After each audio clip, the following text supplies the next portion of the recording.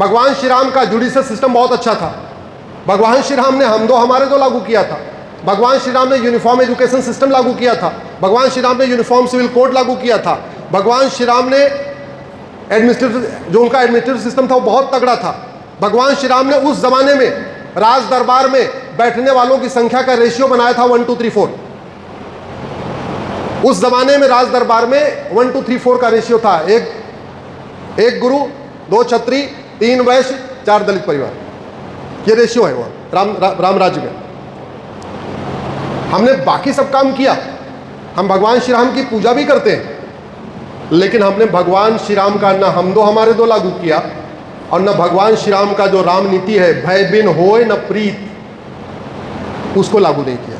नतीजा, भारत में अराजकता है, भारत में भूखमरी है, भारत में कुपोषण है, भारत में प्रदूषण है, भारत में आतंकवाद है। भारत की ऐसी कौन सी समस्या है जो लाइलाज है? भारत की ऐसी कौन सी समस्या है जो विश्वव्यापी है? भारत की ऐसी कौन सी समस्या है जो सिंगापुर में है? भारत की ऐसी कौन सी समस्या है जो जापान में है? अच्छा, हमारे यहां जब कुछ भी होगा कहेंगे कलयुग आ गया। एक बात मुझे आज तक समझ में नहीं आई, ये कलयुग भारत में क्यों है, ये सिंगापुर जापान में क्यों नहीं है? अगर कलयुग होना चाहिए तो सिंगापुर में भी होना चाहिए। भारत में घूसखोरी है, कमीशनखोरी है, जमाखोरी है, मिलावटखोरी है, कालाबाजारी है, सिंगापुर जापान में तो नहीं है। भारत में जासूसी है, कामचोरी है, हरामखोरी है, मक्कारी है, गद्दारी है, सिंगापुर जापान में तो नहीं है। भारत में अलगाववाद है, माओवाद है, नक्सलवाद है, जिहाद है, मजहबी उन्माद है, सिंगापुर जापान में तो नहीं है। भारत में जनसंख्या विस्फोट है, चीन में तो नहीं है। भारत की कोई कौन सी समस्या है जो पूरी दुनिया में है? कोई मुझे एक आदमी बताए नहीं। और समस्या का समाधान, शिक्षा में संस्कार हो, कानून का खौफ हो, यही तरीका है। तो अगर हम वास्तव में भारत को सुरक्षित बनाना चाहते हैं तो ये पहला यूनिफॉर्म एजुकेशन सिस्टम, दूसरा यूनिफॉर्म पॉपुलेशन कोड बनाना पड़ेगा। और कोई तरीका नहीं है, और कोई तरीका नहीं है भारत को बचाने का। अगर हम इसको नहीं करेंगे तो भारत बर्बादी की तरफ बढ़ता जाएगा। और जिस तेजी के साथ बढ़ रहा है, ये 15 से 20 साल के बाद स्थितियां बड़ी खतरनाक होने वाली है। ये मेरे हाथ में एक पेपर आपको दिख रहा है। उत्तर प्रदेश के रायबरेली में 20,000 घुसपैठियों ने बर्थ सर्टिफिकेट बना लिया।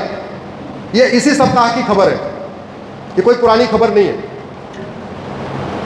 उत्तर प्रदेश में सरकार किसकी है? जोर से बोलिए। अरे हमारी। किसकी सरकार है?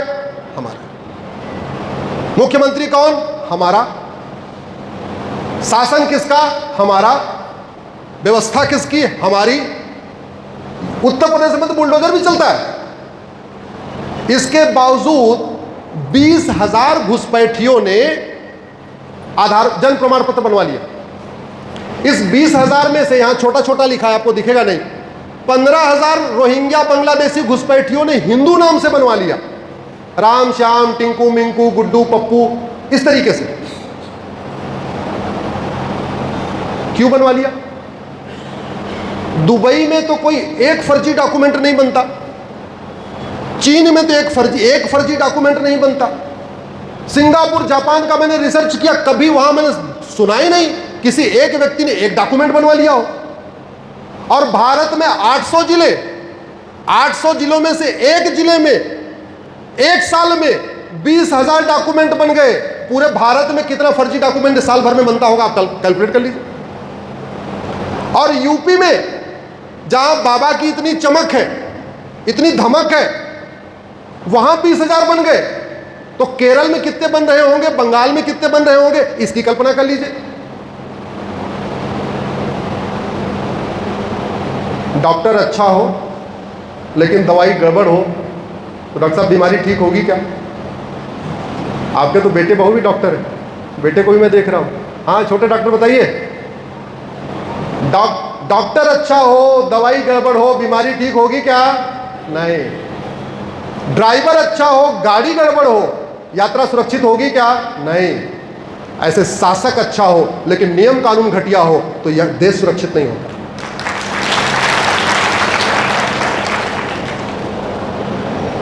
बहुत बदल लिए डॉक्टर, भगवान की कृपा से अच्छा डॉक्टर मिल गया।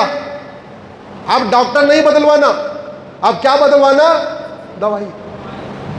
और दवाई कहां बनेगी? संसद और विधानसभा में। आपकी अगर लोकल बीमारी है, राज्य स्तर की बीमारी है, उसकी दवाई कहां बनेगी? विधानसभा में। और पूरे देश वाली बीमारी है, उसकी दवाई कहां बनेगी? संसद में। यहां की विधायिका आई है क्या? नहीं आई? अच्छा, चलिए सांसद जी बैठे हुए,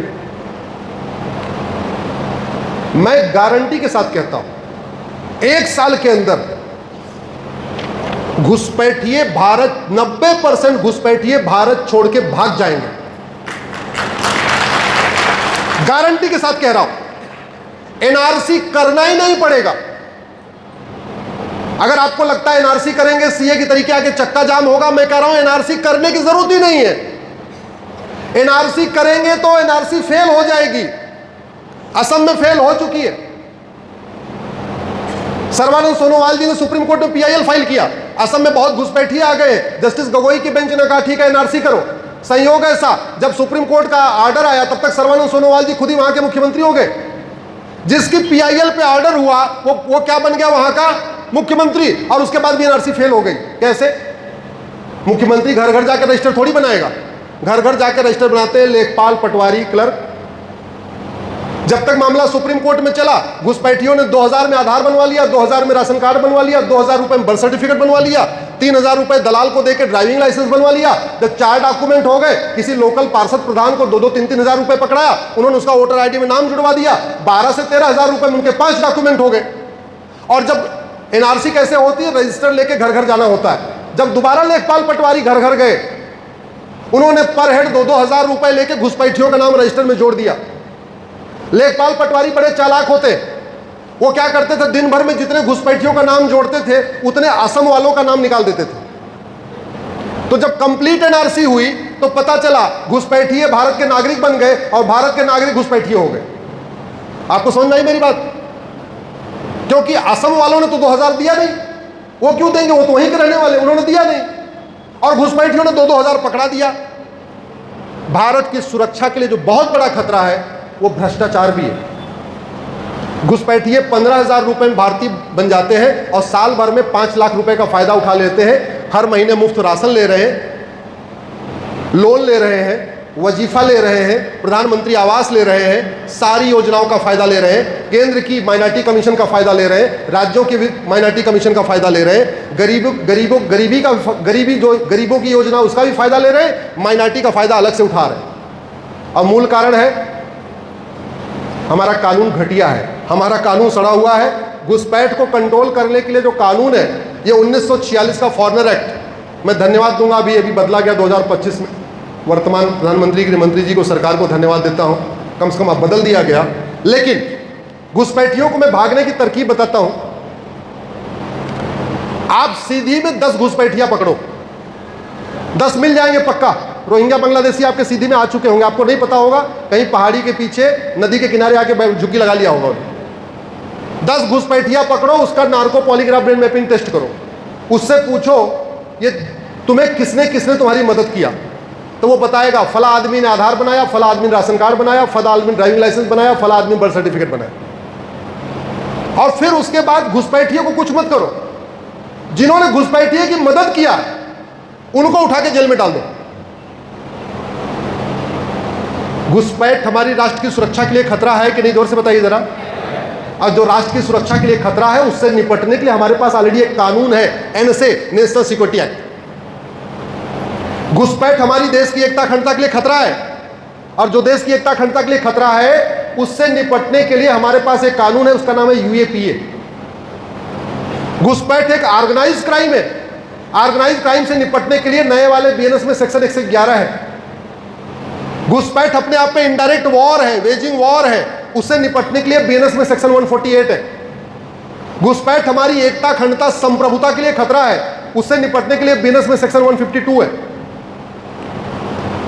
ज्यादा नहीं, हर जिले में 10-10, 15-15 घुसपैठियों और उनके मददगारों के खिलाफ एनएसए लगाएं, यूएपीए लगाएं, वेजिंग वॉर लगाएं, देशद्रोह लगाएं, गैंगस्टर एक्ट लगाएं, उनकी 100% प्रॉपर्टी जब्त करें, उनकी नागरिकता खत्म करें और उनको 20 साल के लिए जेल में डालना शुरू करें। मैं कह रहा हूं भगदड़ मच जाएगी। यहीं के उनके मददगार हैं वो खुद ही घुसपैठियों को ढूंढ के भगाएंगे, उनको ही मन में खौफ रहेगा कहीं घुसपैठिया पकड़ा गया और हमारा नाम ले लिया, मैं जेल में जाऊंगा। वो जिन्होंने डॉक्यूमेंट बनाया वो ढूंढ ढूंढ के उनको भगा देंगे। अदरवाइज 5 करोड़ घुसपैठियों को पकड़ पाना मुश्किल नहीं, नामुमकिन है। हम जिस एनआरसी की कल्पना कर रहे हैं, कड़वा सच बता रहा हूं, फेल हो चुका है।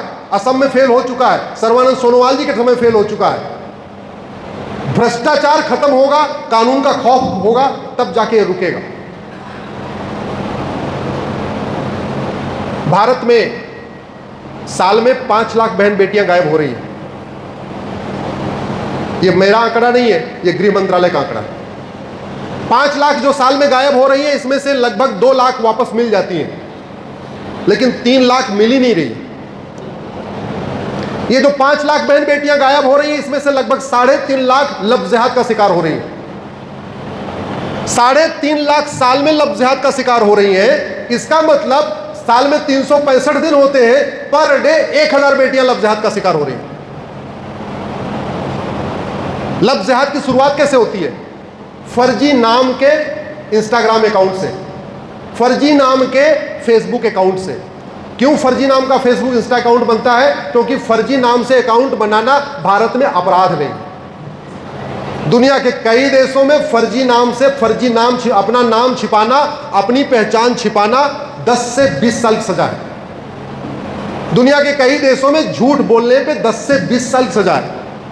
अमेरिका में, हमारे यहाँ आतंकवादी पकड़े जाते हैं, कभी सच बोलते हैं क्या? नहीं बोलते। अमेरिका में डेविड कोलमैन हेडली पकड़ा गया, पूछा तुमने रेकी किया क्या? हाँ बोले रेकी किया था। जानते हैं क्यों सच बोल दिया? क्योंकि अमेरिका में रेकी करने की सजा 5 साल है और झूठ बोलने की 10 से 20 साल है। उसने एडमिट कर लिया, इसलिए उसको 5 साल सजा हुई। अगर झूठ बोल देता तो 15 साल सजा हुई। ऑस्ट्रेलिया में झूठ बोलने पे 7 से 14 साल की सजा है। दुनिया के कई देशों में झूठ गंभीर अपराध है और भारत में झूठ फ्रीडम ऑफ स्पीच है। 2-4 नेता तो हैं, सुबह से लेकर शाम तक झूठी बोलते रहते, झूठे वादे, झूठा मैनिफेस्टो, झूठे इरादे, सुबह से लेकर शाम। और मैं इसलिए कह रहा हूं, 65 लाख फर्जी वोटर पाए गए बिहार में, एक राज्य में। भारत में 28 राज्य है, आप कैलकुलेट कर लीजिए क्या सिचुएशन चल रही है। क्यों? क्योंकि फर्जी आधार बनाना अपराध नहीं, फर्जी राशन कार्ड बनाना अपराध नहीं, फर्जी ड्राइविंग लाइसेंस बनाना गंभीर अपराध नहीं, फर्जी बर्थ सर्टिफिकेट बनवाना गंभीर अपराध नहीं, फर्जी वसीयत बनवाना गंभीर अपराध नहीं, फर्जी वोटर आईडी बनवाना कुछ गंभीर अपराध है ही नहीं है। तो कानून का खौफ कैसे पैदा होगा? जब कानून का खौफ नहीं पैदा होगा तो स्वाभाविक सी बात है, अराजकता चलती रहेगी। अब समय आ चुका है माननीय सांसद जी, फर्जी नाम से सोशल मीडिया अकाउंट बनाने के लिए गंभीर एक सीरियस इसको क्राइम डिक्लेयर किया जाए। क्योंकि इसका फर्जी नाम से अकाउंट बना के केवल लफ्ज़-ए-जिहाद में यूज नहीं हो रहा है, फर्जी नाम से अकाउंट बना के जाति का जहर घोला जा रहा है। फर्जी नाम से सोशल मीडिया अकाउंट बना के भाषा का जहर घोला जा रहा है। फर्जी नाम से सोशल मीडिया अकाउंट बना के मराठी, गुजराती, मराठी, हिंदी किया जा रहा है। फर्जी नाम से सोशल मीडिया अकाउंट बना के हमारी बहन बेटियों को ट्रैप किया जा रहा है। इसलिए इस फर्जीवाड़े के खिलाफ एक गंभीर अपराध, इसको गंभीर अपराध घोषित करना जरूरी है। दूसरा, लफ्ज़-ए-जिहाद धर्मांतरण की शुरुआत हुई फर्जी नाम से, फर्जी पहचान से। अगला क्या? एक यूपी में आपने सुना होगा, छांगुर जलालुद्दीन पकड़ा गया। लगभग कितने लोगों ने सुना छांगुर जलालुद्दीन के बारे में? अच्छा, सबने सुना। हाँ, तो मैं वो इसलिए वही वाला एग्जांपल देता हूं। छांगुर जलालुद्दीन का टोटल 600 जिलों में नेटवर्क है। भारत में कुल कितने जिले? 800। छांगुर जलालुद्दीन का नेटवर्क कितना? 600 में। तो 200 जिलों में क्यों नेटवर्क नहीं है? क्योंकि 200 जिलों में हिंदू खत्म हो गए, वहां नेटवर्क करने की जरूरत नहीं। भारत के 200 जिलों में अब लफ्ज़-ए-जिहाद नहीं होता, भारत के 200 जिलों में लैंड-जिहाद नहीं होता, भारत के 200 जिलों में धर्मांतरण नहीं होता, भारत के 200 जिलों में रोहिंग्या बांग्लादेशी नहीं जाते, भारत के 200 जिलों में हमारे दो फॉलो भी किया जा रहा है, वहां 10-12 बच्चे भी नहीं हो रहे। आप किसी कश्मीर में पता कर लीजिए कि सबके 2-2 बच्चे हैं, ज्यादा नहीं है। 800 जिलों में से 600 जिलों में छांगुर जलालुद्दीन का नेटवर्क और 5000 गुर्गे उसके काम कर रहे हैं 600 जिलों में। 600 जिलों में 5000 गुर्गे, यानी एक जिले में 8 से 10 गुर्गे। एक जिले में कॉलेज कितने होते हैं? नहीं, एक जिले में 80 से 85 गुर्गे एवरेज। एक जिले में कॉलेज कितने होते हैं? 8 से 10। छांगुर के गुर्गे कितने? 80 से 85। On an average her college के पास छांगुर जलालुद्दीन के 8 से 10 गुर्गे हैं। फंडिंग कहां से आ रही है? फंडिंग आई है 500 करोड़ के आसपास हवाला के जरिए आई है और 500 करोड़ एफसीआरए के जरिए आई है। एफसीआरए कानून किसने बनाया था? कांग्रेस ने। मैं पहली बार कई बार कह चुका हूं, कांग्रेस के कानून खत्म कर दीजिए, भारत की आधी समस्या खत्म हो जाएगी। अंग्रेजों ने 200 साल के शासन में एक भी कानून भारत के हित में नहीं बनाया था। 100% कानून भारत को लूटने और बांटने के लिए बनाया था। आज समय नहीं है, आप लोग फेसबुक ट्विटर मेरे साथ जुड़ जाइएगा, मेरे और भी लेक्चर हैं जिसमें मैंने अंग्रेजों के कानूनों के बारे में बताया। 100% कानून अंग्रेजों ने लूटने और बांटने के लिए बनाया। और ऐसे ही 50 साल के शासन में कांग्रेस ने 50 से ज्यादा कानून भारत को बर्बाद करने के लिए बनाया। भारत की चिकित्सा को बर्बाद करने के लिए कानून बनाया, भारत की शिक्षा को बर्बाद करने के लिए कानून बनाया, फिर वक्फ एक्ट बना दिया। वक्फ एक्ट ऐसा खतरनाक बनाया, पहला वाला वक्फ एक्ट 1913 में जिन्ना ने बनाया था, जो 1953 तक चला। जिन्ना वाला कानून कब बना? 1913 में। कब तक चला? 53 तक। 40 साल में वक्फ बोर्ड की प्रॉपर्टी 50,000 एकड़। नेहरू ने कानून बनाया 1954 में, वो अभी तक चला, अभी कुछ दिन पहले बदला गया। उस कानून से वक्फ प्रॉपर्टी हो गई 40 लाख एकड़। यानी जिन्ना वाले कानून से वक्फ प्रॉपर्टी 50,000 एकड़, कांग्रेस के कानून से वक्फ प्रॉपर्टी 40 लाख एकड़, 80 गुना बढ़ गई। यह है कांग्रेस का कानून, जो आम लोगों को समझ में नहीं आता।